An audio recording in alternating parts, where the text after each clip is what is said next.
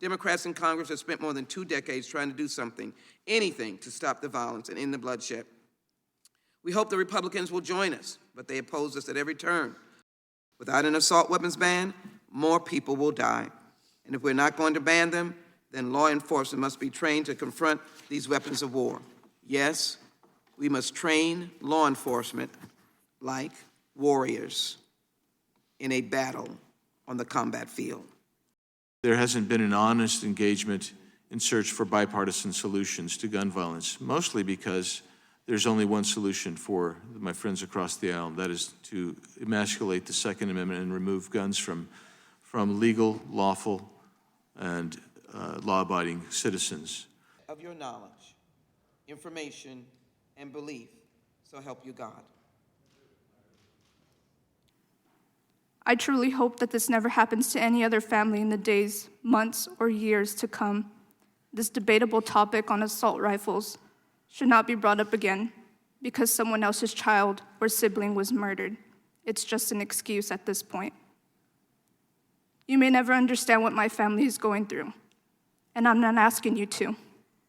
But today, you can make a change to help families never have to feel what my family feels, the families of Uvalde feel, and the many others of the mass shootings.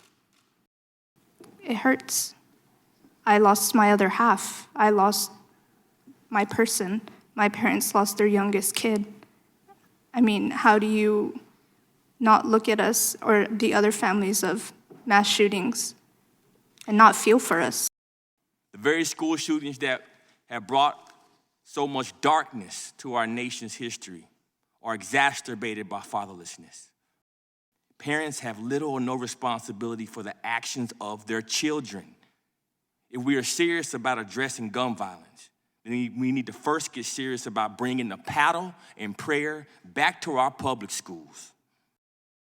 We know that we're far from a perfect world and it's not realistic for every gun to be taken off of the streets, but that doesn't mean we can't do anything. And we just keep sitting here and watching all these shootings, and people are dying every day, and it's hard to watch Congress stand divided when the majority of Americans want change.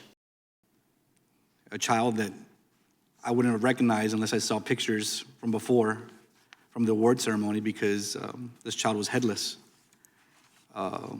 ripped apart. The other child had a chest wound so large you could probably put your hand through it.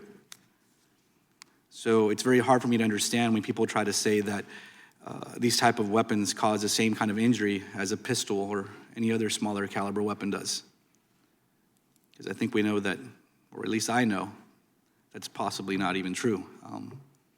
Chairwoman, it was system failure, it was communication failure, it was cowardice, it was, you name it, any number of things that happened on that day. As I've said before many times, this was the worst response to a mass shooting in our nation's history.